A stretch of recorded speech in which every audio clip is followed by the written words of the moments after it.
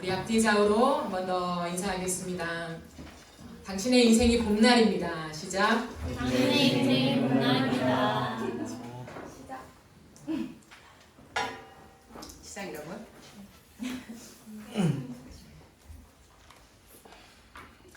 네, 오늘 4월이 시작됐습니다. 4월 첫째 주 우리가 함께 보실 말씀은요. 사도행전 말씀입니다. 사도행전 2장 22절부터 42절까지의 말씀입니다. 사도행전 2장 22절부터 24절까지의 말씀, 우리 한 절씩 교독하시고 마지막 절은 합독하겠습니다. 이스라엘 사람들아, 이 말을 들으라. 너희도 아는 바와 같이 하나님께서 나사렛 예수로 큰 권능과 기사와 표적을 너희 가운데 베푸사 너희 앞에서 그를 증언하셨느니라. 하나님께서 정하신 뜻과 위대하신 대로 내정하였거늘 너희가 없는 자들의 손을 빌려 못 박아 주셨으나 하나님께서 그를 사망의 고통에서 풀어 살리셨으니 이는 그가 사망에 매여 있을 수 없었음이라. 다윗을 가르쳐 이르되 내가 항상 내 앞에 계신 주를 배웠으며 나를 응하지 않게 하시려 하여 그가 내 우편에 계시도다. 그러므로 내 마음이 기뻐하였고 내 혀도 즐거워하였으며 육체도 희망에 거하리니 이는 내 영혼을 음부에 버리지 아니하시며 주의 거룩한 자로 소돔을 당하지 않게 하실 것이니로다. 주께서 생명의 길을 내게 보이셨으니 주 앞에서 내게 기쁨이 충만하게 하시리로다 하였으므로 형제들아, 내가 조상 다윗에 대하여 너희에게 말할 수 있느니 다윗이 죽어 장사되어 그 묘가 오늘까지 우리 중에 있도다. 그는 선지자라 하나님이 이미 맹세하사 그 자손 중에서 한 사람을 그 위에 앉게 하리라 하심을 알고 미리 본고로 그리스도의 부활을 말하되 그가 음부에 버림이 되지 않고 그의 유신이 소돔을 당하지 아니하시리라 하더니 이 예수를 하나님이 살리신지라 우리가 다 이 일의 증인이로다. 하나님이 오른손으로 예수를 누리시매 그가 약속하신 성령을 아버지께 받아서 너희가 보고 듣는 이것을 부어주셨느니라. 다윗은 하늘에 올라가지 못하였으나 친히 말하여 이르되 주께서 내 주에게 말씀하시기를 내가 내 것으로 내 발등상이 되게 하기까지 너는 내 우편에 앉아있으라 하셨도다 하였으니 그런즉 이스라엘 온 집은 확실히 알지니 너희가 십자가에 못 박은 이 예수를 하나님이 주와 그리스도가 되게 하셨느니라 하니라. 그들이 이 말을 듣고 마음에 찔려 베드로와 다른 사도들에게 물어이르되 형제들아 우리가 어찌할꼬 하거늘 베드로가 이르되 너희가 회개하여 각각 예수 그리스도의 이름으로 세례를 받고 죄사함을 받으라. 그리하면 성령의 선물을 받으리니 이 약속은 너희와 너희 자녀와 모든 먼데 사람 곧 주 우리 하나님이 얼마든지 부르시는 자들에게 하신 것이라 하고 또 여러 말로 확증하여 권하여 이르되 너희가 이 패역한 세대에서 구원을 받으라 하니 그 말을 받은 사람들은 세례를 받으매 이날에 신도의 수가 3,000이나 더하더라. 함께 읽겠습니다. 그들이 사도의 가르침을 받아 서로 교제하고 떡을 떼며 오로지 기도하기를 힘쓰니라. 아멘. 네, 4월 한 달 동안의 목요 예배는 부흥이라고 하는 제목으로 주제로 진행을 하려고 합니다. 오늘 첫 시간으로 부흥을 열망하라라고 하는 제목으로 함께 하나님 말씀을 나누도록 하겠습니다. 오늘 특별히 말씀 속에서 베드로를 주목하면서 말씀을 나누었으면 좋겠습니다. 우리는 베드로를 잘 알고 있죠. 베드로는 예수님의 제자였습니다. 제자 중에서도 수제자라고 우리가 익히 잘 알고 있는 것처럼 수제자라고 말하진 않았어요, 성경에. 그러나 우리가 수제자라고 부르는 이유는 예수님 곁에서 항상 가장 먼저 무언가를 하는 사람처럼 보여지기 때문에 수제자라고 일컫고 있습니다. 베드로는 예수님을 만나고 제자로 예수님을 따라다닌 이후부터 예수님을 향한 자신의 믿음을 확신했던 사람이었어요. 그 확신이 점차 깊어졌던 사람이죠. 예수님을 위해서 내 생명조차 아까워하지 않겠습니다. 주님을 위해 살겠습니다. 라고 했던 사람이 베드로였습니다. 예수님을 따라다니면서 기적을 굉장히 많이 경험했어요. 많은 사람들은 우리 동네에 예수님이 한번 오셨을 때 그때만 기적을 경험했잖아요. 근데 베드로는 예수님을 따라서 예수님이 가는 모든 걸음을 동행했다는 거죠. 함께 했어요. 그렇기 때문에 그 걸음 속에서 예수님이 하신 모든 기적들, 하나님의 아들로 나타내신 많은 것들을 가장 많이 보았던 사람이었음에 분명합니다. 오병이어를 경험했죠. 아주 놀랍게. 그리고 자신의 손으로 떼어주기까지 했습니다. 분명 오병이어였는데 예수님께 받아서 떼어주니 끝없이 양식이 나오는 것을 직접 체험했던 사람이라는 거죠. 우리가 아는 것처럼 베드로는 무리를 걸었던 사람이에요. 다른 제자들과 또 다른 경험을 하는 거죠. 강가를 무리를 걸으면서 예수님을 바라보며 걸었던 사람입니다. 우리가 살펴본 것처럼 베드로는 변화산 사건도 경험했죠. 예수님이 이 땅에 발을 딛고 사시는 사람이신데 그분이 하나님이라고 하는 그 경험을 변화산에서 경험했던 3명 중에 한 명이었습니다. 그러니까 종합적으로 볼 때 베드로는 대단한 사람이었다는 거죠. 예수님 곁에서 예수님을 모를 수 없는 길을 걸었기 때문에 아마 내 생명조차 아까워하지 않겠습니다라고 하는 그 고백을 예수님께 드렸는지도 모르겠습니다. 여러분 이 정도의 체험을 해보신 분이 계실까요? 여러분 중에 나도 뭐 이 정도까지는 아니지만 그래도 여기에 버금가는 어떤 체험을 한번 해봤습니다라고 하는 간증이 있으십니까? 누군가는 있을 수 있습니다. 그러나 베드로처럼은 아닐 것 같아요. 다이나믹한 특별한 경험을 우리는 이 땅에서 원하며 살아갑니다. 예수를 믿고 우리가 하나님을 섬기면 그래도 우리의 인생 속에 몇 가지 이렇다 하는 어떤 특별한 간증, 하나님의 기적 같은 역사는 좀 경험되어 가야 하지 않나 라고 하는 그러한 니즈가 우리 안에 있을 수 있습니다. 그러면 예수님을 잘 믿을 것 같은 마음이 드는 거죠. 나도 베드로처럼 그 당시에 예수님을 직접 보고 예수님과 함께 많은 시간들을 경험했다면 나도 예수님을 확실히 있게 증거하고 그렇게 살았을 것 같다라고 누군가는 이야기할지도 모르겠습니다. 이처럼 우리가 로망하는 사람, 그게 베드로였다라고 하는 거죠. 베드로 또한 예수님과의 관계에서 문제가 없었어요. 너무 좋았고 항상 따라다니며 주님의 수종을 들었습니다. 그런데요, 문제가 생기기 시작했습니다. 예수님과의 좋았던 그 관계 안에서 조금의 삐걱거림이 생기기 시작할 때가 언제였냐면 예수님께서 십자가를 예언하기 시작할 때였습니다. 정확히 그때부터 베드로와 예수님 사이에 간극이 존재하게 되었습니다. 바짝 달라붙어서 예수님과 함께 모든 것을 할 것 같던 베드로가 무언가 나와 예수님의 온도 차이가 있네 라고 느끼기 시작했던 지점이었다는 거예요.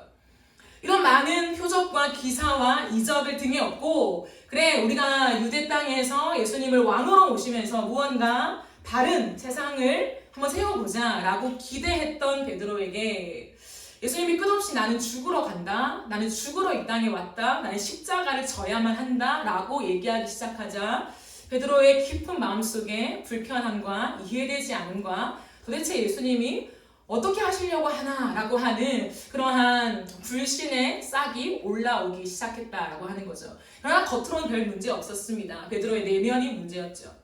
그것을 감춘 채 예수님과 함께 동행하기 시작했습니다. 그러나 우리가 아는 것처럼 결정적인 순간이 되어가면 되어갈수록 베드로의 모습이 달라지기 시작합니다.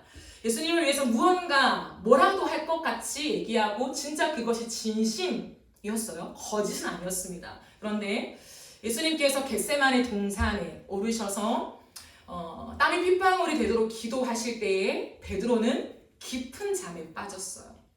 단순한 육체의 피로감 그 때문만은 아니었습니다. 베드로가 그 정도의 사람은 아니에요. 아무리 잠이 와도 해야 할 것들을 하는 성격 하는 사람이었다는 거죠.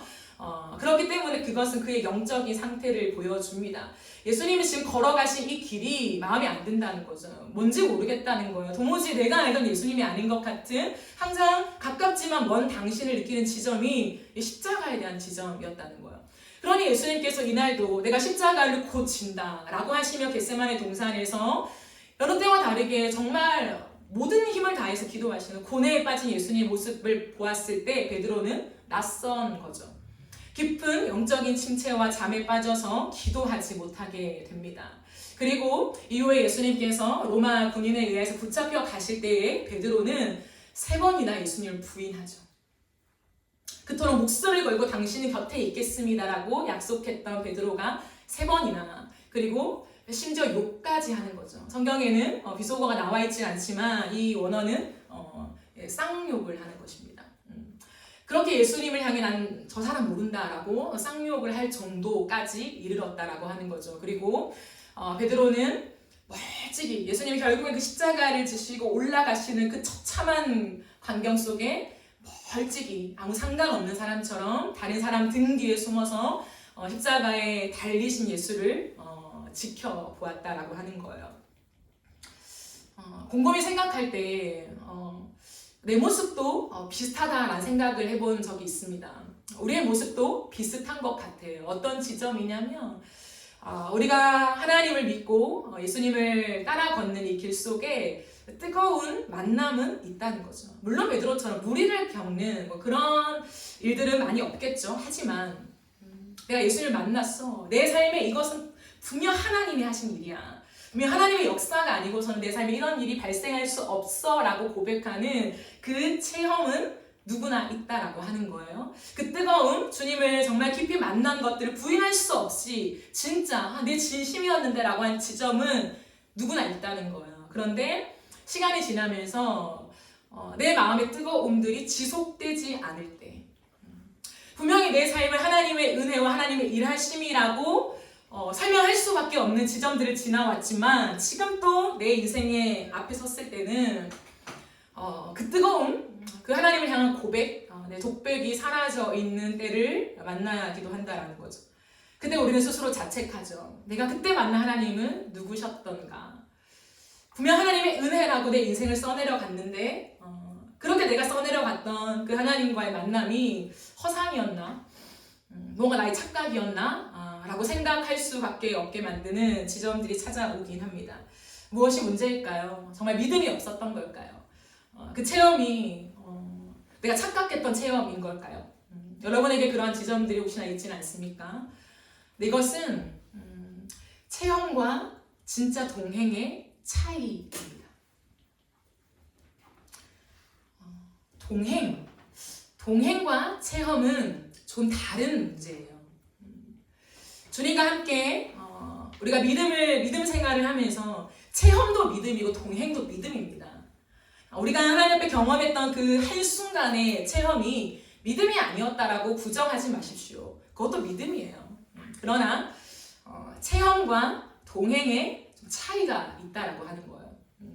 물론 동행이라고 할 때 우리가 흔히 생각할 동행 이렇게 하면 무언가 육체가 맞닿아서 함께 걷는 것을 생각하죠. 같은 진짜 지리적인 길을 함께 거니는 것을 우리 동행이라고 합니다. 그렇기 때문에 차이가 발생하는 게 뭐냐면 베드로는 진짜 육체를 가진 사람이신 예수님과 함께 걸었잖아요.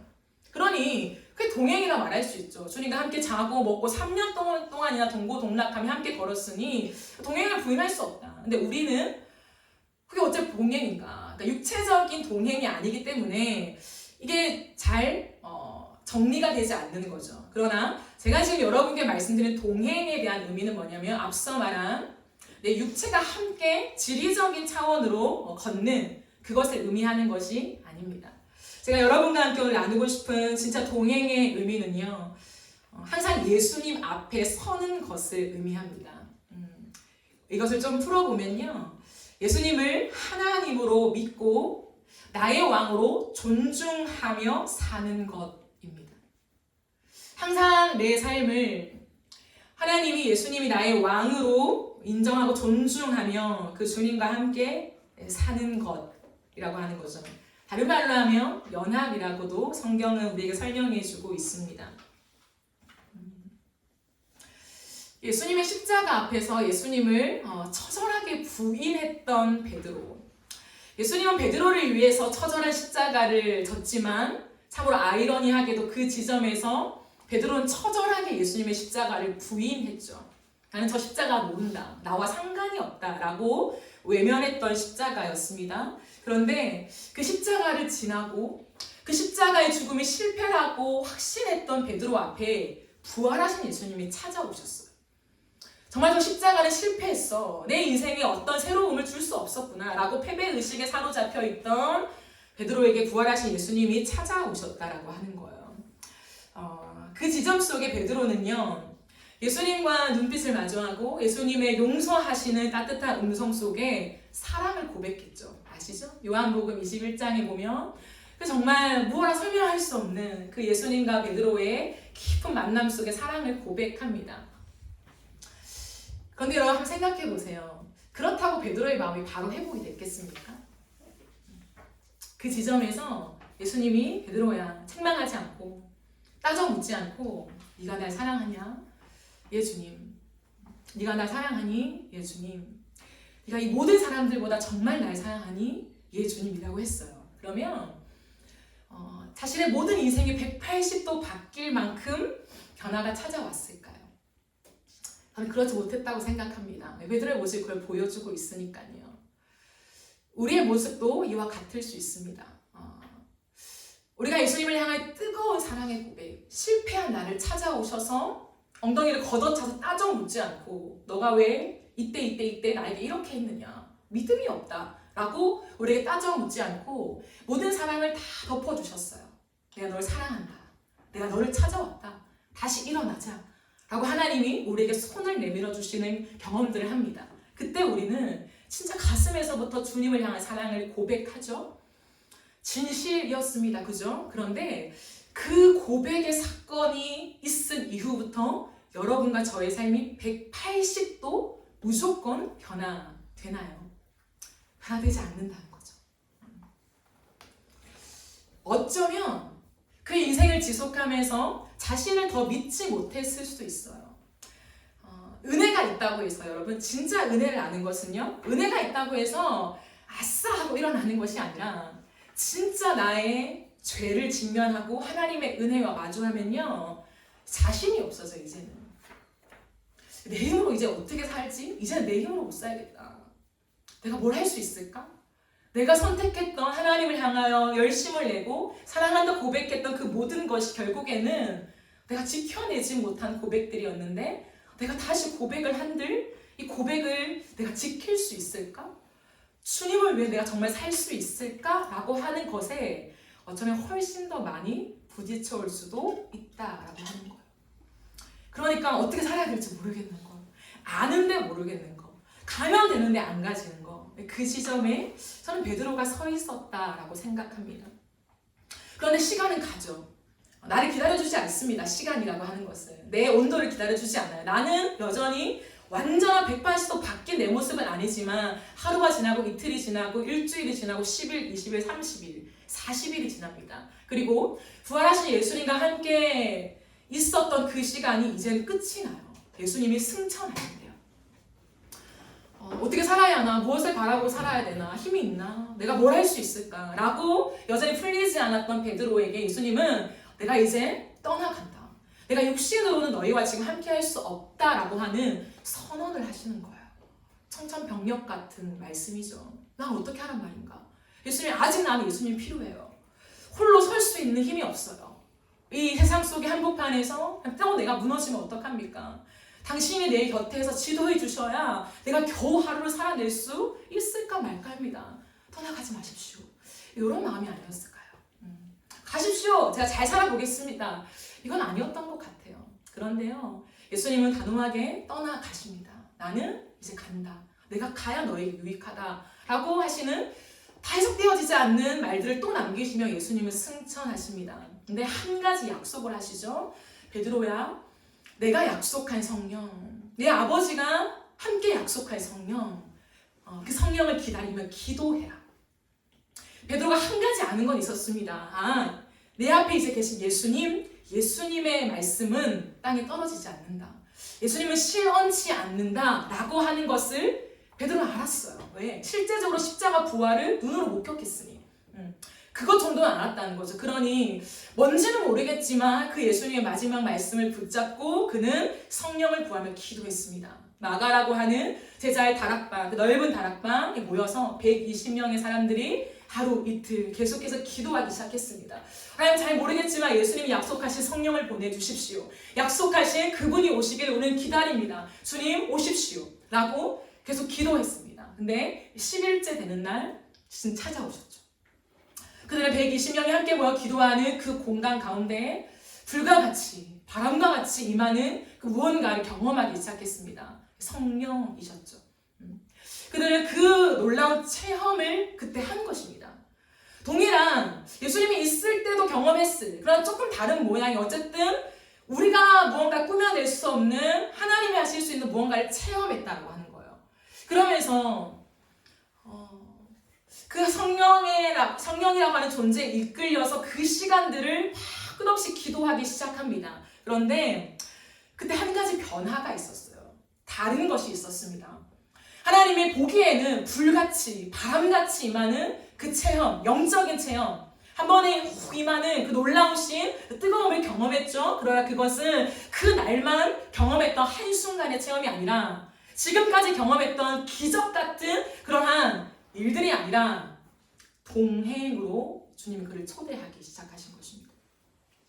우리는 사도행전 2장에 일어난 오순절 성령 사건을 보면서 어쩌면 불같이 임한 성령, 바람같이 확 몰아닥칠 그 성령의 뜨거움, 방언을 하고 무언가 하나님을 향하여 끝없이 터뜨리는 그런 영적인 체험들을 상상할지도 모르겠습니다. 그러나 그것 가운데 주님 말씀하시는 거예요. 그것 체험 자체가 중요한 것이 아니라 그런 모양으로 임하신 성령의 존재 속에 그들에게 베풀어 주신 변화의 역사라고 하는 거예요. 그것은 무엇이냐면 그 성령의 아는 모양과 겉으로 드러나는 외형적인 아는 체험의 모습들은 있었지만 결국에 베드로로부터 성령이 임했을 때에 경험되어진 건 뭐냐면 내 안에서 예수가 누구신가에 대한 선명한 고백이 터져나오게 된 것입니다. 여러분 생각해 보십시오. 베드로가 예수님을 몰라서 처음 알게 된 것일까요? 절대 그렇지 않아요. 제가 처음부터 지금까지 설명한 대로 베드로는요, 그 누구보다 예수님을 가장 잘 알았던 사람입니다. 누군가와 먹고 자고 모든 시간들을 함께 살아간다는 것은요, 엄청난 힘이에요. 3년 동안이나 예수님과 함께 살아갔다. 만만치 않은 일이라는 거예요. 엄청나게 깊은 사건들이었다는 거예요. 그런데요, 그렇게 예수님을 알았던 베드로가 성령이 임하시자 그 가슴으로부터 존재로부터 예수님이 누구신지에 대한 선명한 고백들이 터져나오게 됩니다. 근데 이 고백은 뭐냐면 단순히 내가 겉으로 만나는 예수님, 나와 밥을 먹고 잠을 같이 자고 많은 사역들을 동행했던 그 정도 차원이 아니라 예수님께서 이 땅에 왜 오셨는가에 대한 이해가 정확하게 주어지게 된 거예요. 예수님과 함께 살아가고 예수님이 끝없이 옆에서 말씀을 해주세요. 그런데요, 귀로 사람의 얘기를 들었다고 해서 그것을 내 가슴으로 깨닫는 것은 아니에요. 베드로는 항상 예수님이 하신 말씀이 뭔지 몰랐다는 거, 알 것 같지만 모르는, 이해되는 것 같지만 또 무언가 한 비닐이 씌워져 있는 듯한 답답함을 느끼며 걸어왔지만 성령이 임하셨을 때에 예수님이 왜 이 땅에 오셨는지, 왜 하나님이신 그분이 이 땅에 오셨는지, 왜 말 구유에 태어나셨는지, 왜 하필 그 왕이신 주님께서 높고 높은 수많은 지역을 놔두고 왜 하필 낮고 낮은 베들레헴에서 태어나셔서 정말 촌동네 중에 촌동네인 나사렛에서 사셨는지 하나하나가 이해되기 시작했던 거죠. 이 땅을 살아가면서 예수님 곁에서 예수님 십자가는 무슨 말입니까? 웬 말입니까? 십자가는 아닙니다. 죽으러 왔다니요. 지금 뭐 하자는 거예요, 주님? 이런 답답함? 내가 예수님을 가르치고 있는 자신의 마음이 깨달아지게 되면서 그 십자가가 내 죄에 대한 대가라고 하는 것에 대한 직면함들이 있었다는 거죠. 가슴 깊이 깨닫게 되었어요. 그리고 예수 그리스도께서 다시금 부활하심으로 무엇을 나에게 주셨는지에 대한 이해가 그에게 깊이 임하게 되었습니다. 그래서 그는 생각하면서 차근 그것들을 어떻게 설명할까 이것이 아니라요, 성령의 임재하심 속에서 하나님의 큰 일을 선포하게 되었다는 거예요. 입에서 거침없이 예수가 누구시며 어떤 일을 하셨고에 대한 얘기들이 터져나오게 되었습니다. 그런데 그 사건의 가장 중심부에 있는 건 뭐냐면 그 예수님의 십자가와 나와의 연결이라는 거예요. 개연성. 그냥 예수라는 존재가 이 땅에 오셔 십자가를 지셨구나. 죄인들을 위해 십자가를 지신 그 길로 받아들이는 것이 아니라 그 십자가와 내가 정말 깊이 연결되어서 예수님의 십자가가 나의 사건이구나 라고 하는 그 깨달음을 베드로는 성령의 임재하심 앞에 경험하게 된 것입니다. 여러분 그래요. 보십시오. 성삼위 하나님에 대한 얘기를 제가 여러분과 나누었습니다. 하나님이신 분. 성령이 누구십니까? 하나님이죠. 단순한 에너지, 파워가 아니에요. 하나님께 종속되어서 하나님의 일들을 실어 나르는 또 수종자의 개념이 아니라는 거예요. 성령은 하나님이십니다. 그런데요, 그 하나님이신 성령께서 끝없이 영원 전부터 영원토록 활동하고 계신데 예수님은 성령님을 어떻게 소개하냐면 이렇게 소개해요. 예수님이 십자가를 지실 때 예수님이 그 십자가를 감당해 내시면서 우리의 사랑 안에 머물 수 있도록 성령이 어떻게 했다고요? 도우셨다고 했잖아요. 그죠? 그런데 예수님께서 이제 죽고 부활하시고 승천하셨어요. 승천하신 이후에 하늘 보좌에 올라가셨습니다. 그죠? 하나님의 보좌 우편에 앉아있다 우리 이렇게 말하잖아요. 그런데 주일학교에서 우리가 예수님에 대한 얘기를 하다 보면 이런 거예요. 예수님이 승천하셨습니다. 예수님은 지금 이제 어디에 계실까요? 이렇게 질문하죠. 그러면 뭐라고 가르쳐야 될까? 아이들이 뭐라고 대답해야 정답 이렇게 선생님들이 말해줄까요? 이제 예수님은 어디에 계실까요? 이 땅에 없어요. 주일학교 선생님도 대답해 주세요. 어디에 계십니까? 우리 마음에 계시죠. 근데 여러분 생각해 보십시오. 진짜 예수님 우리 마음에 계십니까? 정확하게 말하면 우리 마음이 아니라 하늘 보좌에 있다고 말씀하세요. 승천하셔서 나는 어디에 있냐? 성경에 정확하게 하늘 보좌 우편에 앉히셨다고 되어 있어요. 사복음서나 에베소서나 골로새서나 어떤 성경을 봐도 예수님은 하늘 보좌 우편에 앉히셨다라고 되어 있다는 거예요. 어떤 곳에도 예수님이 우리의 마음에 계십니다라고 하지 않아요. 근데 왜 우리는 그것을 틀렸어요. 예수님은 하늘 보좌에 계세요 라고 말하지 않고 마음에 있습니다. 맞아요. 여러분 마음에 계세요 라고 이렇게 우리가 반응해 줄까요? 아이들 실족하지 않게 하기 위해서? 아니에요. 똑같은 말이라는 거예요. 왜 그럴까요? 예수님께서 하늘 보좌 우편에 앉히셨습니다. 앉아 계십니다. 그 보좌 우편은요, 오른쪽이라는 위치적인 개념이 아니라 능력의 개념이에요. 성부 하나님과 동일한 자리에 있다. 오른손은 능력을 상징한다 했죠. 그러니까 성부 하나님과 동일한 동등된 지위로 다시금 승귀하셨다라고 하는 표현입니다. 그러면 그분은 영원전부터 영원까지 있는 그 하늘 보좌에 앉아 계신다는 거예요. 온 땅을 주권자로 창조하신 그분께서 통치하시고 다스리신다는 거예요. 그런데 주님이 이 땅에 계실 때부터 특별히 요한복음 14장을 읽어보면 예수님이 계속 하신 말씀이 있었어요. 제자들은 예수님과 평생을 같이 살고 싶었습니다. 떠나지 마십시오. 근데 그때마다 예수님은 아니다. 내가 떠나가야 한다. 근데 내가 떠나가는 것이 너에게 유익하다. 왜냐하면 내가 떠나갈 때에 너희에게 보낼 성령이 계시다. 라고 얘기를 한다는 거예요. 그러므로 승귀하신 보좌 우편에 앉아 계신 예수님께서 하신 일이 뭐냐면 성부 하나님과 함께 그 십자가의 승리를 의논하십니다. 얘기하시고 이렇게 다시 영광을 서로 공유하십니다. 그런 다음에 성령을 우리에게 보내시기로 결정하신다는 거예요. 이미 결정했지만 그 결정을 시행하시는 거예요. 그래서 성령이 우리 가운데 임하시도록 하신다는 거예요. 근데 왜 성령이 임하실까? 성령이 이 땅 가운데 원래 임하지 않았나? 질문할 수 있습니다. 여러분과 제가 고난주간을 지나면서 나누었던 얘기 중에 하나가 뭐냐면 첫사람 아담에 대한 얘기를 했죠. 하나님께서 첫사람을 창조하시면서 그 사람에게 성령의 내주를 주셨어요. 그러니까 떠나지 않고 영원토록 함께함. 그러나 죄로 인해서 그것이 단절되었죠. 성령의 내주를 경험하는 사람이 이 땅에 아무도 없다는 거예요. 순간순간 체험적으로 경험할 수 있지만 하나님이란 그 존재, 성령이 우리와 함께 하셔. 그건 없다는 거예요. 이 땅에 오신 예수님께서 유일하게 사람으로서 성령의 내주를 가진 사람으로 이 땅에 오셨다는 거예요. 그러므로 여러분 생각해 보시죠. 이 땅에는 모든 사람, 오고 오는 모든 사람을 통틀어서 성령의 내주를 가진 사람이 있습니까? 없습니까? 없다는 거예요. 예수님 밖에 없다는 거예요. 그러므로 예수님께서 이것을 우리에게 주시기 위해서 십자가를 통과하시고 우리의 죄를 대속하시고 부활하셔서 새 생명의 은혜를 우리에게 주셨습니다. 그리고 예수님은 승천하셨다는 거예요. 하늘 보좌에 앉히십니다. 그 주님께서 우리에게 성령을 부어주실 때에 우리 안에 성령이 내주할 수 있게 하신 거예요.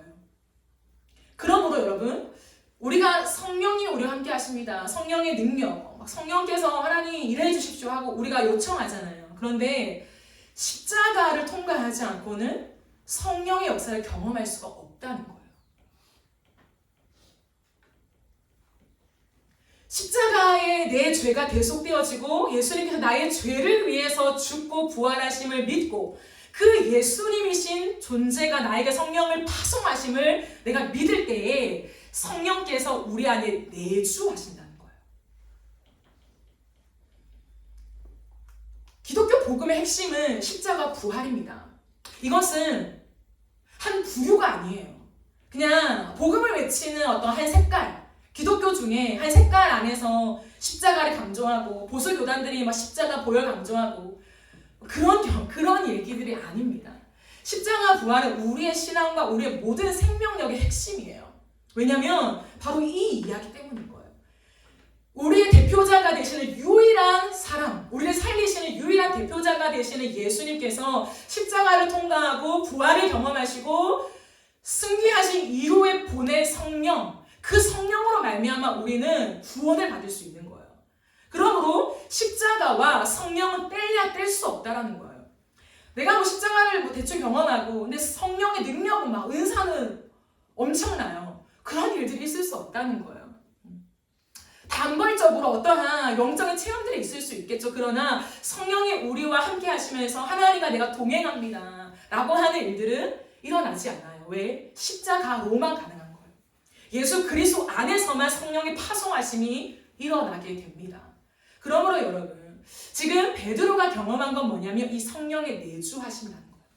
사도행전 2장에서 경험하고 있는 성령의 오순절 강림 사건은 단순히 어떤 역사를 위해 하나님이 찾아오심의 단발적인 사건이 아니라 아담 이후 최초로 사람에게 존재에 하나님의 존재가 맞닿게 하신 사건이라는 것. 내 안에 영원히 거주하는 것. 내 안에 내주잖아. 내 안에 사신다. 내주. 성령이 내 안에 사신다. 영주라고도 합니다. 영원히 사신다. 이런 의미를 할 때. 성령께서 우리 안에 이제는 영원히 사셔서 절대 떠나지 않는다는 거예요. 그러므로 여러분, 우리가 그냥 막연하게 우리가 죄를 지어도 하나님 우리를 떠나지 않아요. 우리를 포기하지 않아요. 버리지 않아요. 그거 아니에요, 여러분. 정확하게 말하면 예수 그리스도를 만나고 십자가를 정확하게 내가 주님 앞에 지나간 사람, 그래서 성령의 내주가 있는 사람, 그 사람에게는 주님이 절대 떠나지 않습니다. 예. 우리가 앞으로 어떠한 실패와 어떠한 좌절과 어떠한 일들을 우리가 한다 하더라도 성령은 우리를 떠나지 않아요. 십자가가 있어야 한다는 거죠. 그 사건이 지금 사도행전 2장에서 경험되어지고 있는 것입니다. 이해되시죠?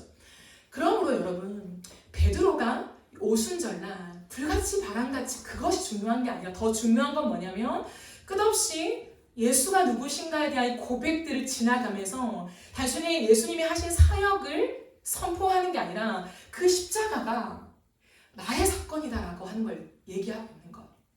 그 십자가가 나의 십자가다라고 하는 걸 처절하게 고백하고 있다라고 하는 거예요. 그래서 여러분, 이 지점 속에 사람들이 지금 무슨 소리 하는 거냐, 베드로가 지금 뭐하냐, 지금 낮인데 술 취했냐, 무슨 엉뚱한 소리를 하고 있냐 라고 얘기할 때에 그런 베드로의 반응을 보십시오.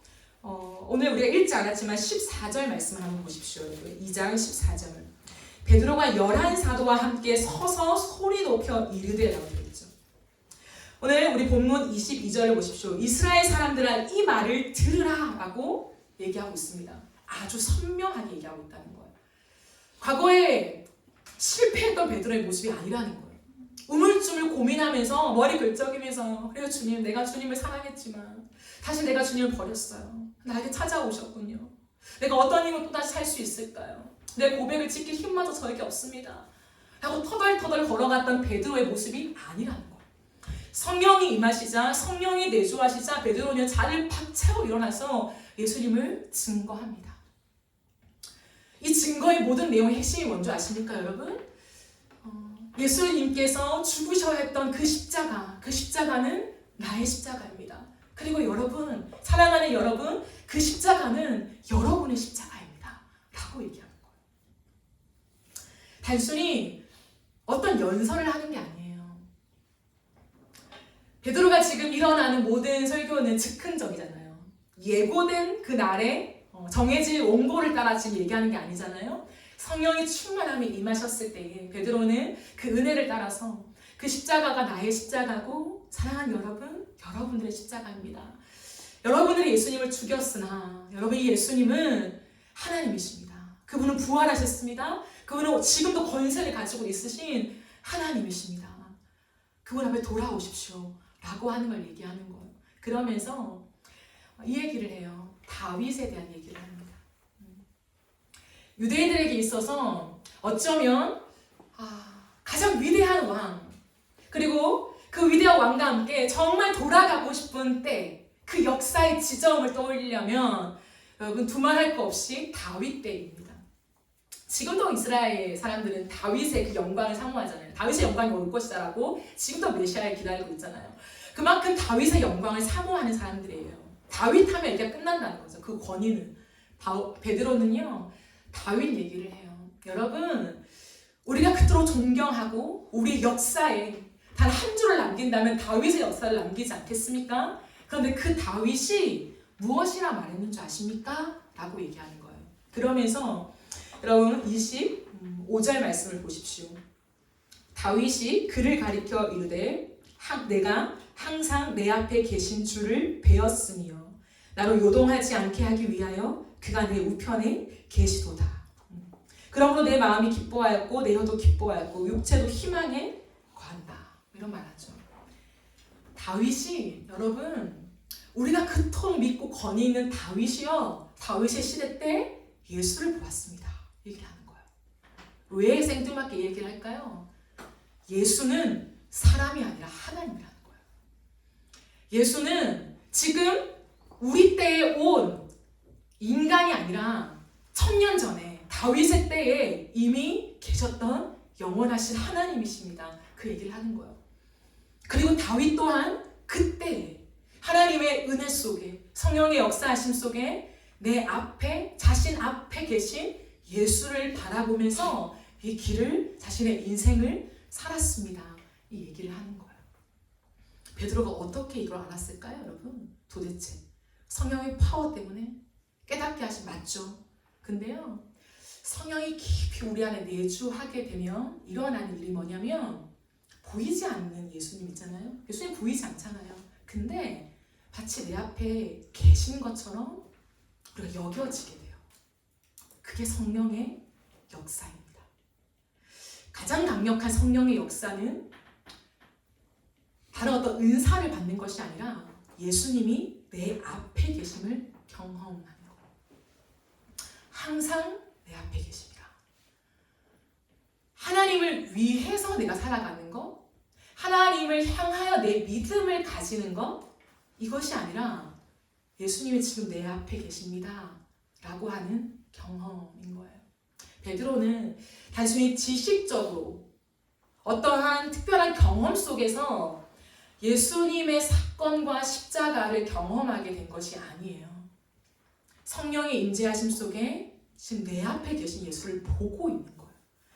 벌떡 일어나서 수많은 유대인들 앞에서 예수님을 설명하고 있지만 나와 당신, 나와 유대인들이 아니라 내 앞에 계신 예수님을 바라보며 이 예수님이 지금 유대인들에게 무엇을 말하고 싶은가를 베드로는 보고 느끼고 전하고 있는 거예요. 그래서 원고가 없어도 거침없이 나가는 거예요. 단순한 은사가 아니라요. 주님이 우리에게 원하시는 것은 이거였다는 거죠. 하나님과 연합된다는 것, 우리가 그 사랑 안으로 들어가게 된다는 것, 이것은 어떤 고차원적인 위에 둥둥 떠다니는 어떤 신령한 무언가의 얘기가 아니라요. 우리가 이 땅에 발을 딛고 살아가지만 예수님이 눈에 보이지 않는 그 예수님이 내 앞에 계심이 또렷하게 확인되어지며 살아가는 것, 그것이 성령의 내주이고 그 성령의 내주하심 앞에 우리에게 진짜 동행을 주시는 거예요. 들은 얘기를 전하는 게 아니라는 거죠. 이 사건은 구약에도 끝없이 존재해 왔습니다. 또 누가 있을까요? 욥이요. 내가 들어서 주님을 향한 신앙, 그 정결한 신앙, 내 삶에 죄를 짓지 않기 위해 내가 정말 내 삶을 다름박질하며 살아왔지만 그 모든 것이 나한테 아무것도 아니었네요. 어찌 아무것도 아닐 수 있겠습니까? 근데 여러분, 내 편에서 의를 행한 거지 의는 없나니 하나도 없다. 이걸 못 깨닫는 거예요. 욥도. 하나님 위해서 내가 부단히 의를 행합니다 라고 생각했고 죄를 짓지 않고 많은 삶에서 성결하게 살았지만 내가 진짜 죄인이라는 거를 깨닫지 못한 거예요. 그러나 그 하나님의 놀라우신 은혜 앞에 욥이 눈을 열게 돼서 바라본 건 뭐냐면 주님, 당신이 내 앞에 계시군요, 이거예요. 근데 내 앞에 계신 당신과 마주하니 내가 정말 하나님 아무것도 아닙니다. 라고 고백하면 하나님의 그 임재하심 앞에 하나님을 경외하게 되거든요. 그 경험들이라는 거죠. 우리 앞에서 동행은 하나님과 마주하는 것. 그래서 내 안에 계신다, 이것을 위치적으로 내 안에 계신다, 이 개념이 아니에요. 그러니까 내 안에 계신, 또 내 앞에 계셔? 뭐야, 또 하늘에 계셔? 뭐야? 이렇게 되는 게 아니라 존재를 말하는 거예요. 하나님이 나와 함께 하심을 얘기하고 있다는 거예요. 그런데 왜 성령이 나에게 임하셨는데 예수님이 내 안에 있다고 하나라고 했을 때요, 성령의 사역 때문에 그렇습니다. 성령 하나님이란 존재는 성령 하나님께서 주도적으로 하시는 사역이 있는데 그것은 그리스도를 증언하는 일을 하세요. 그래서 성령님의 별명이 있습니다. 많은 별명이 있거든요. 보혜사도 있고 많은 별명이 있는데 그 별명 중에 하나가 뭐냐면 얼굴 없는 하나님. 얼굴 없는 하나님. 하나님인데 자신을 드러내지 않아요. 성령이 임하셨는데 성령의 역사 속에 언제나 드러나는 건 뭐냐면 그리스도의 일이 증언된다는 거예요. 그러므로 그리스도의 영이라고도 하죠. 성령인데 분명히 성령이 우리 안에 내주하시는데 예수님을 증언하심으로 말미암아 예수님이 우리 안에 사신다라고 얘기하는 거예요. 그래서 그 얘기가 틀린 얘기가 아니라는 거죠. 성령이 우리 안에 강력하게 내주하시고 역사하시고 드러나는 일들이 예수님을 보게 되고 그 예수님을 끝없이 증언하게 되는 일들이 발생합니다. 그래서 가장 강력한 역사를 보여주는 증거가 사도행전 2장 이후부터 베드로의 모습이라는 거예요. 담대하게 끝없이 예수님을 선명하게 증언한다라는 거죠. 그래서 오늘 말씀에도 베드로가 보십시오. 자신을 어떻게 소개하냐면 내가 예수님의 증인이다 라고 소개하고 있습니다. 나는 십자가에 달려 죽으신 그리고 부활하신 예수님의 증인이다 라고 소개하고 있다라고 하는 거죠. 정리를 해볼까요? 여러분, 우리의 신앙생활에서 뜨거움, 믿음의 지속력이 없는 것은 믿음이 없기 때문이 아니라는 거예요. 믿음을 자책하지 마십시오. 난 믿음이 없나? 하나님을 안 만났나? 그게 아니라 동행을 시작하지 못한 거예요. 체험은 있습니다. 많은 하나님이 나에게 베푸신 은혜의 흔적은 있어요. 그걸 부인하지 마시라고요. 그건 하나님의 은혜의 역사입니다. 그러나 이제 매일의 삶 속에 하나님과의 동행이 시작돼야 되는데 거기에서 우리가 아직은 해결하지 못한 무언가가 있다라고 하는 거예요. 그것은 성령의 내주하심과 더불어 성령의 강력한 역사라는 거예요. 성령은 인격입니다.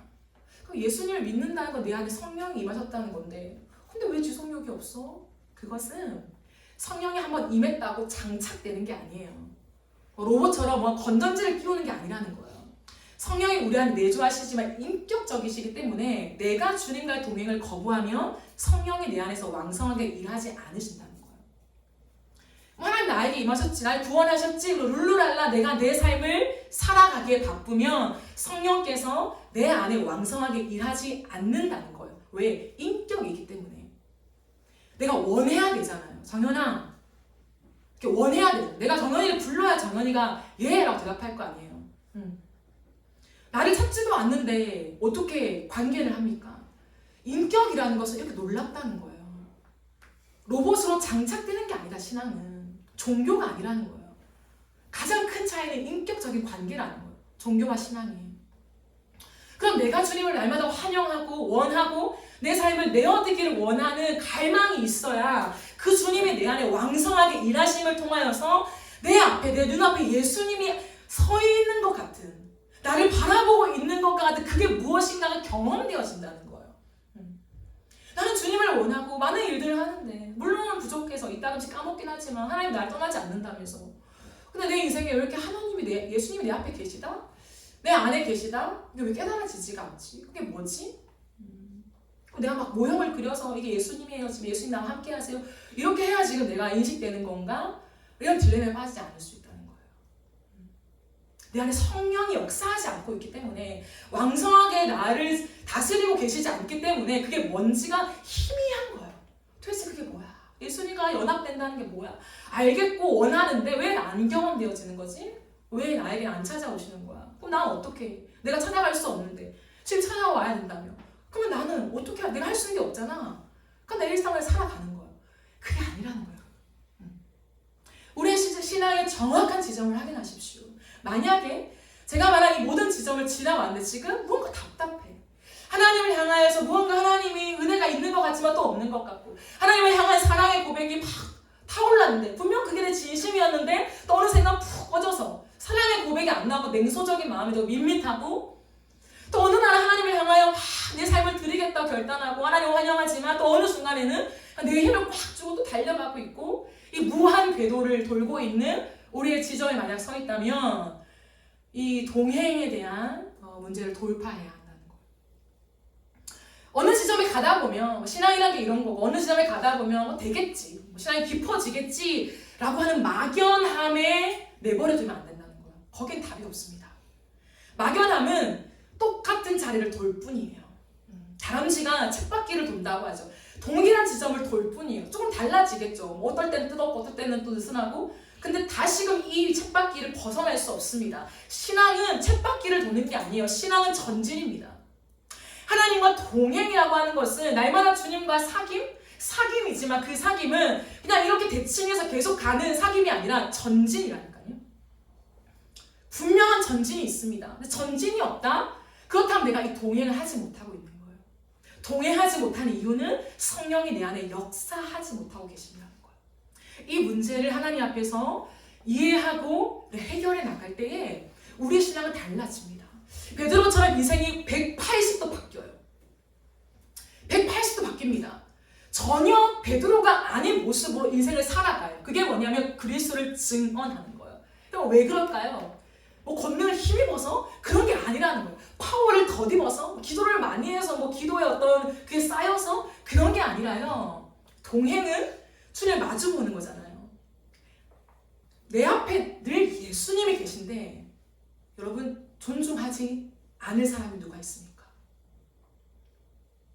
그걸 잊으니까 내 마음대로 사는 거지. 우리가 늘 말하는 것처럼 내가 1세대, 1세기에 이 사람들 이 모습이었다면 우리가 늘 그렇게 얘기하는 이유가 뭡니까? 내 삶에 진짜 예수님이 안 보여서 그렇다는 거잖아요. 그러니까 잊어버리는 거예요. 어느 순간 내가 놓쳤네? 이렇게 되는 거죠.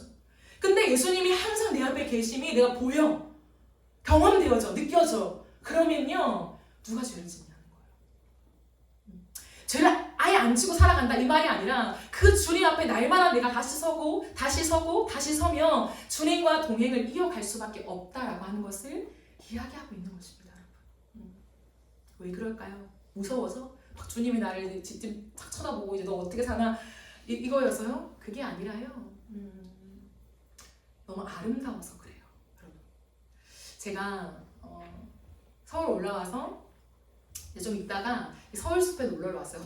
혼자 왔는데 제가 그냥 지나가다가 이렇게 서울숲을 구경하며 막 지나가다가 유이를 만났어요.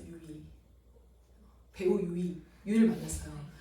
제가 첫 연예를 본 거야. 진짜 연예 이렇게 표현하면 좀 그렇죠. 어쨌든 유명한 연예인 중에서 제가 처음 연예를 본 거예요. 근데 제가 부산에 살다 보니까 그래요. 부산에는 뭐 연예인들이 많이 안 오십니다. 그래가지고 연예인을 보고 싶은 로망이 있어요. 이 지방 사람들은. 그래서 내가 서울에 오면 연예인을 볼 수 있나? 막 유명한 배우를 볼 수 있나? 막 이런 기대가 부풀어요. 근데 몇 년 동안 못 봤어요. 그래서 못 보나 보다 이렇게 하고 있었는데 어느 날 그냥 투벅투벅 서울 숲길을 걸어가는데 진짜 이렇게 오는 거예요. 내가 이렇게 걸어가는데 유인가? 내가 몇 안 되게 알고 좋아하는 연예인 중에 한 명이 유이거든요. 근데 유인가? 설마 유인가? 설마 요걸 이제 제 마음속에 이렇게 반복하면서 갔는데 여기까지 온 거예요. 이렇게 지나갔으니까. 근데 진짜 유인 거예요. 근데 너무 예쁜 거예요. 진짜. 그러니까 내가 보는 사람들 진짜 너무 예뻤어요. 근데 그때는 하나도 꾸미지 않을 때. 집이요 근방인가 봐요. 그래가지고 이렇게 나오신 것 같아요. 마실을 강아지를 데리고. 근데 너무 예쁜 거예요. 그래서 제가 지금까지도 그 눈빛을 마주하는 게 선명해요. 눈빛을 마주했거든요. 그리고 이제 사진 찍고 들어가시더라고요. 그래서 사인은 못 받았는데 그게 후회가 됩니다. 근데 어쨌든 그러니까 너무 놀란 거야. 설마 유일까 했는데 진짜 유인 거예요. 근데 이제 어찌됐든 그게 항상 내 앞에 있는 게 생각이 나요. 근데 왜 생각나냐면 단순히 연예인을 봐서 그런 게 아니에요. 너무 예뻐서 그래요. 진짜 웃기겠지만 너무 예쁜 거예요 진짜. 그래서 세상에 이렇게 예쁘나, 연예인들이 예쁘다고 하는데 진짜 예쁘구나 이런 생각을 제가 했더랬습니다. 네, 근데 어쨌든 뭘 말하고 싶냐면 아름다움을 보면요 내 모든 걸 주고 싶어요. 그 아름다움이 내려오된다는 거죠. 주님과 동행하고 주님이 내 앞에 계심을 날마다 확인한다는 건 뭐냐면 두려워라. 하나님 내 죄를 세고 계시는 거 아니야? 내 삶을 다 보고 계셔? 그럼 내가 어떻게 살아가? 숨 막혀. 이게 아니라요. 진짜 그것을 경험하면 너무 아름다워서 눈을 뗄 수가 없는 거예요. 그래서 180도 바뀌는 거예요. 예수님이 안 보이니까 세상의 아름다움과 화려함이 내 눈을 빼앗아 가니까요. 우리는 지식을 갖고 있잖아요. 그거 사랑하면 안 돼. 세상을 따라가면 안 돼. 예수님이 우리를 위해서 해주신 그 은혜가 얼마나 큰데 그것을 잊어버리면 안 돼. 배움 만덕하면 안 돼. 지식으로 그걸 막 붙잡고 쥐어짜는 거죠. 그러니까 괴로운 거예요. 또 실패한 내가 너무 보잘것없게 느껴지는 거예요. 여러분 진짜 신앙생활은 그렇게 하는 게 아니에요. 그 주님 오라지 않아요. 동행이 아니라니까요. 그게 아니라 날마다 주님을 마주함. 신기한 거예요. 내가 어떻게 이런 아름다운 분을 내가 오늘도 마주하고 있지? 눈을 떠서 또 살아가는데 또 주님이 보여요. 또 주님을 마주해요. 그게 너무 날마다 신기한 거야. 근데 너무 아름다우셔. 그 주님이 너무 영광스러우셔. 이 땅의 보석, 어떤 향기, 무언가도 맡을 수 없는, 가질 수 없는 그 아름다움이 여기 앞에 있다는 거예요. 그러니 눈을 뗄 수가 없는 거죠. 예수님, 당신은 아름답습니다. 예수님, 당신이 가장 귀합니다. 당신께 드리고 있는 나를 발견할 뿐인 거예요. 왜 드려야 되는데? 안 드리면 안 될까? 아까운데? 이 지점을 넘어서서 우리의 인생이 180도 바뀌어서 그 아름다우신 주님 앞에 뭐라도 드리고 싶은 거예요. 그 주님 부족함이 1도 없는데 완벽하신 분인데도 내 것들을 내어놓고 주님 당신께 이걸 드려요 라고 할 수밖에 없는 동행으로 걸어가는 것이 무엇인지 아십니까? 부흥이 일어나는 거예요. 부흥은 영적인 대단한 체험을 하는 것을 부흥이라고 말하지 않습니다. 교인 수가 늘어나는 것을 부흥이란 말하지 않습니다. 수적인 성장이라고 일컬을 수 있고 부흥의 한 면이 될 수 있겠죠. 그러나 부흥의 중심부에는 뭐가 있냐면 예수의 아름다우심을 보고 내 전 존재가 일으켜지는 거예요. 예 주님, 당신은 아름다우십니다. 예 주님, 당신은 정말 빛나는 영광이십니다. 예수님, 당신밖에 내가 사모할 자가 없습니다. 예수님, 당신은 세상의 그 어떤 보물보다 귀하신 분이십니다. 예수님, 당신 앞에 내 삶을 드리길 원합니다. 예수님, 내 생명도 아깝지 않습니다. 예수님, 나 같은 죄인에게 또 오늘도 왜 마주보고 계십니까? 이 놀라운 흥분과 감사가 지속되며 하나님을 향한 나의 전 존재가 일으켜져서 그 주님을 위하여 살고 싶은 열망. 정말 주님을 위해 살고 싶다. 저 아름다우신 분과 영원토록 살 수만 있다면 저분이 나의 신랑이시라고, 내가 신부라고? 이게 무슨 일이야? 이게 무슨 사건이야? 이것과 마주하면서요, 우리의 존재가 180도 변하는 것을 부흥이라고 해요. 그래서 여러분, 혹시 옛날 곡들을 아십니까? 옛날에는 막 천집 이런 게 있었어요. 총곡을 넣어서 이렇게 악보집이 있었잖아요. 대부분의 곡들이 뭐였냐면 주님을 노래하는 거예요. 주의 아름다우심, 주의 영광, 그 주님의 위대하심, 주님이 하신 일, 나를 위해서 십자가를 지신 일들, 그 보혈의 능력, 다 하나님을 높이는 거, 하나님을 향해 있는 거예요. 왠지 아십니까? 딱딱해서 뭐 감성을 통하는 걸 못 배운 시대여서 그런 게 아니라요. 그 시대는 부흥의 시대였기 때문이에요. 70년대, 80년대, 90년대 초반까지는 한국교회 부흥이 장악했던 시기입니다. 그래서 그 부흥이 정말 강력하게 한국교회를 지배하고 나아갈 때요, 주의 아름다우심을 보았기 때문에 우리의 모든 영혼이 깨어 일어나 주님 아름다우십니다. 주님 위대하십니다. 당신이 나를 향해 이 일을 하셨군요. 그 십자가는 나의 십자가, 나의 영광이요, 나의 부활이요, 하나님 나의 영원한 삶입니다 라고 하는 것이 너무 바로 맞대어 있었기 때문에, 너무 나와 얹어져 있었기 때문에요, 끝없이 그 주님을 노래하게 된 거예요.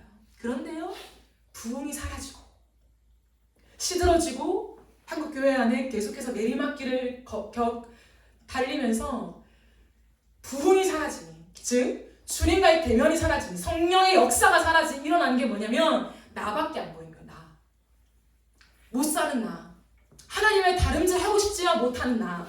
때로는 하나님을 향해 무언가를 하고 있는 나.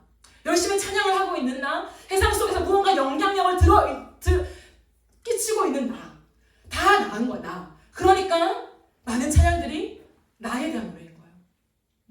그 고백이 의미가 없다는 게 아니에요. 그러나 중심이 뭐냐면 하나님은 이게 안 되는 거예요. 왜 안 될까요? 그 찬양들이 왜 와닿지 않을까요? 주님의 아름다우신가 맞대지 않으니. 노래하고 싶지만 가슴으로 노래가 안 되는 거예요. 이게 공감이 안 되는 거예요. 근데 내가 하고 있는 일들은 너무 공감이 잘 되는 거예요. 내 일상과 내 감정과 내 느낌과 너무 맞대어 있는 거죠. 그러니 그런 찬양들을 들으면 하나님의 임재가 느껴지는 것 같지만 이 문을 나서고 가면 세상 속에서 하나님이 싹 사라지는 것 같아.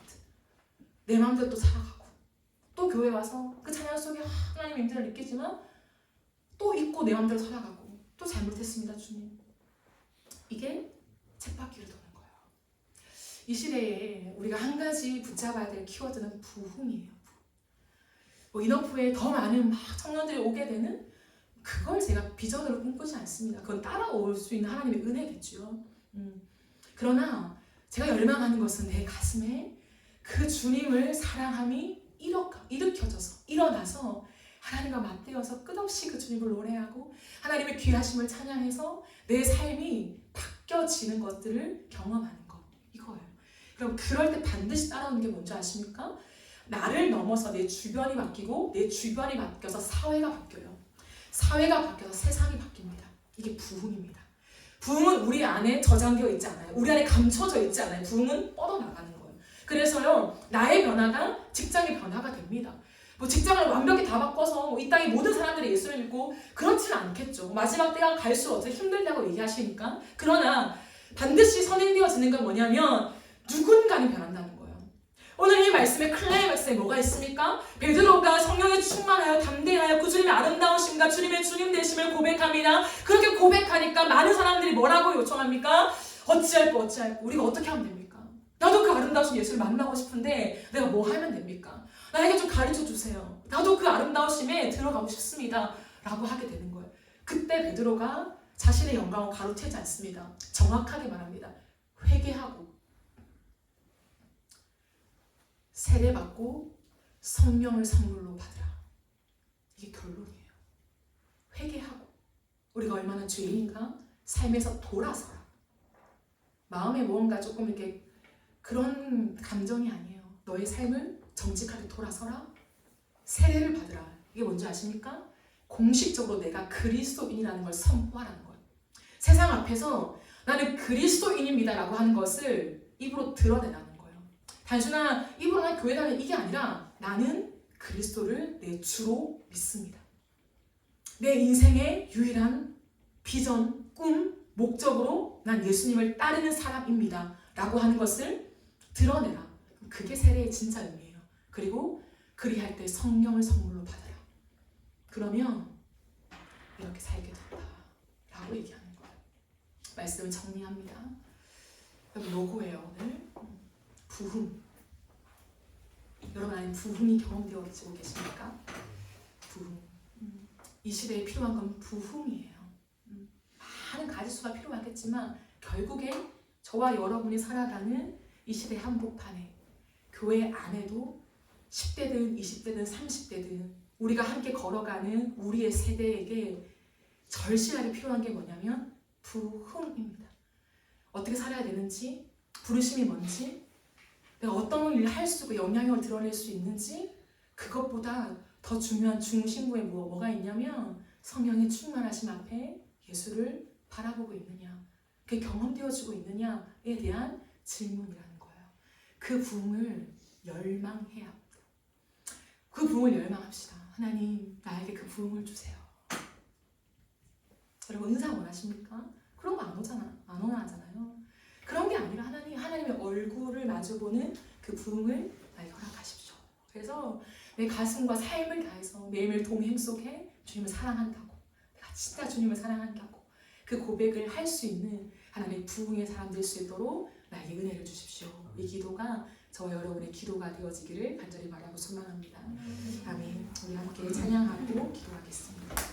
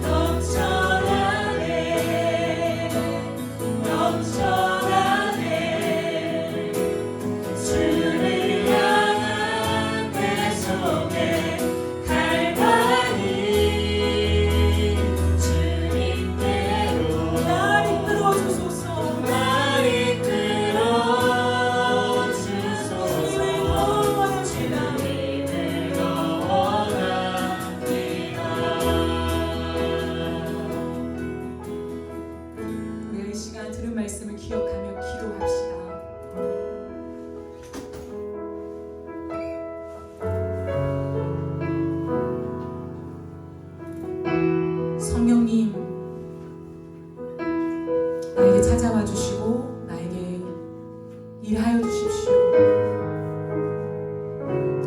성령께서 내 안에 오셔서 예수님과 마주할 수 있게 도와주십시오. 세상의 화려함, 신앙의 유별남, 거기에서 예수님의 얼굴을 찾을 수는 없습니다. 성령의 역사요 은혜입니다. 그 은혜를 우리가 요청하며 정말 주님을 더 알기를 원할 때 예수님 당신의 십자가가 무엇입니까? 나와 잇대어 있게 역사해 주시고 깨달아지게 하시고 주님의 아름다우심을 바라볼 수 있게 도와주십시오.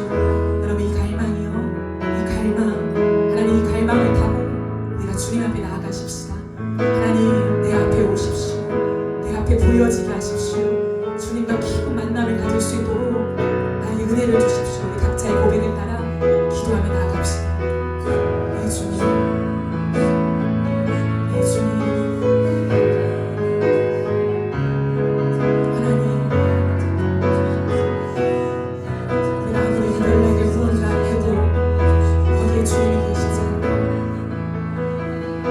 우리가 많은 종교의 활동들을 하고 거기에 주님이 계시지 않음을 압니다.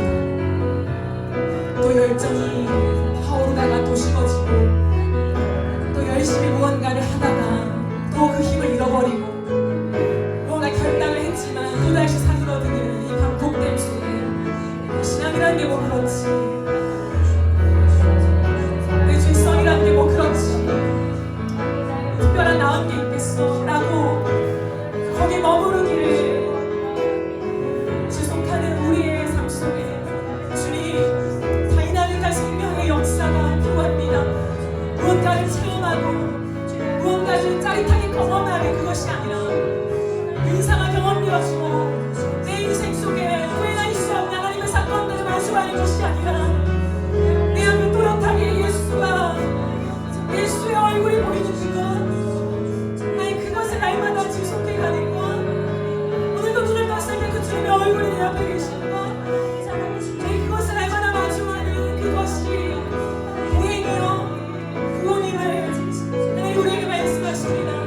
성령의 역사가 하나님 왜곡되어지는 이 시대 속에 성령의 역사가 어떠한 불효 가운데 하나님 이루어지는 성령의 은사 정도로가 하나님 우리가 지구하는 이 시대 속에서 하나님 나 중심적이시나 나에게 몰입되어 있으시나 내가 하는 무언가에 집중되어 있는 이 신앙을 지속하고 있는 이 시대에 한복판을 버리면서 도대체 예수의 얼굴이 어디 있는 건가? 예수님이 도대체 어떻게 내 앞에 계신 건가? 내 안에 살아있다는 게 무엇인가? 이것이 경험되어지지 않는 답답한 신앙의 몰래 속에 하나님 우리가 믿습니다. 주님 사랑한다 고백하지만 지속할 힘이 없는 우리의 모습 속에 하나님 우리가 서 있습니다. 하나님 주님의 동행이 나의 일부 되어져